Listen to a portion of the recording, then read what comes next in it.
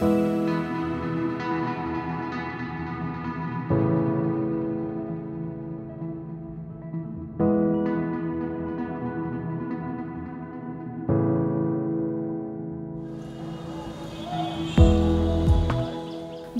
গতিতে ধেয়ে আসছে এল নিনো। গরম পড়েছে বেশ, আবার হঠাৎ বৃষ্টি। আবহাওয়ার গতি প্রকৃতি বোঝা দায়। এই গরমে ঘেমে নিয়ে উঠছেন তো আবার বৃষ্টিতে ভিজে একাকার। পরিবেশের আর্দ্রতা ও তাপমাত্রার কারণে ভাইরাস ব্যাকটেরিয়ার বংশবৃদ্ধি ও সংক্রমণও বেশি হয়। দেশে কিছু রোগবালাই গরমে বেশি হয়। প্রতি বছর গ্রীষ্ম বর্ষাকালে রোগগুলোর প্রকোপ বাড়ে, তবে একটু সচেতন হলে এড়ানো সম্ভব এই রোগগুলোকে। এ সময় পানিবাহিত রোগ বেড়ে যায়, যার মধ্যে অন্যতম হলো টাইফয়েড। দূষিত খাবার ও পানি দিয়ে এই সংক্রমণ ছড়ায়। উচ্চমাত্রার জ্বর, কখনো ডায়রিয়া ও দুর্বলতা এর উপসর্গ।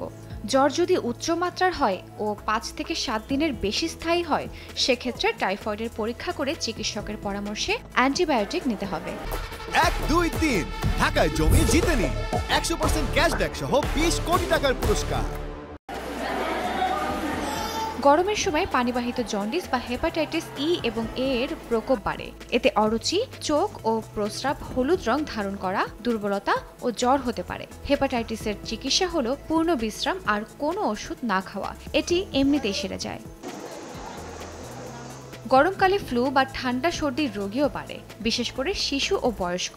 এমনিতে সাধারণ সর্দি বা ইনফ্লুয়েঞ্জা 5 থেকে 7 দিনের বেশি স্থায়ী হয় না। এতে জ্বরের সঙ্গে গলা ব্যথা, কাশি, সর্দি, নাক বন্ধ, চোখ লাল, নাক দিয়ে পানি পড়া, মাথা ব্যথা ইত্যাদি থাকে। বর্তমান পরিস্থিতিতে এ ধরনের উপসর্গ দেখা দিলে কোভিড পরীক্ষাও করতে হবে, কারণ কোভিডের লক্ষণগুলো ফ্লুর মতোই। যদি করোনা না হয়ে থাকে তবে সাধারণ প্যারাসিটামল ও অ্যান্টিহিস্টামিন জাতীয় ওষুধই যথেষ্ট বলেছেন চিকিৎসকরা। গরম স্যুপ, গরম আদা চা ইত্যাদি খেলে আরাম হবে। বিশ্রাম নিতে হবে আর প্রচুর পানি পান করতে হবে। প্রচণ্ড গরমে অনেকক্ষণ রোদে বা বাইরে থাকলে হতে পারে হিটস্ট্রোক। হিটস্ট্রোক হলে শরীরের তাপমাত্রা অনেক বেড়ে যায়, ত্বক একেবারে পানিশূন্য হয়ে যায়। আক্রান্ত ব্যক্তি ভুলভাল বকতে পারে বা অর্ধচেতন কিংবা অচেতন হতে পারে। কারো এমন হতে দেখা গেলে দ্রুত তাকে অপেক্ষাকৃত শীতল জায়গায় সরিয়ে নিতে হবে। ফ্যান ছেড়ে দিতে হবে এবং জামা কাপড় খুলে দিতে হবে। ভেজা কাপড় দিয়ে গা মুছে দিতে হবে।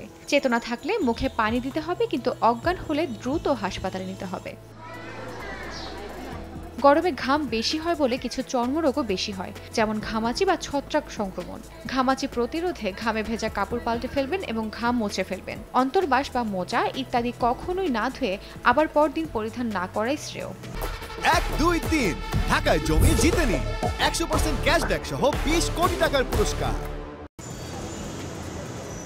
গরমের সময় শরীর পানি হারায়, তাই সহজেই পানি শূন্যতা হয়। এজন্য গরমে বারবার পানি পান করা অত্যন্ত জরুরি। তবে পানির অভাব কিন্তু চা, কফি, জুস, কোমল পানীয় ইত্যাদি দিয়ে পূরণ হয় না। বিশুদ্ধ পানি পান করা উচিত বেশি করে। ঘামের সঙ্গে পানি ও খনিজ লবণ বা ইলেকট্রোলাইটস দুটোই হারাই আমরা। তাই একটু ডাবের পানি, লবণ পানি বা প্রয়োজনে স্যালাইন খেতে পারেন।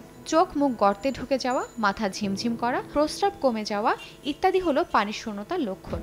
পরিবারের ছোট শিশু ও বয়োবৃদ্ধরা পানি শূন্য হয়ে পড়লেন কিনা খেয়াল রাখুন। জেবা সাজিদা মৌ, সময় সংবাদ, ঢাকা।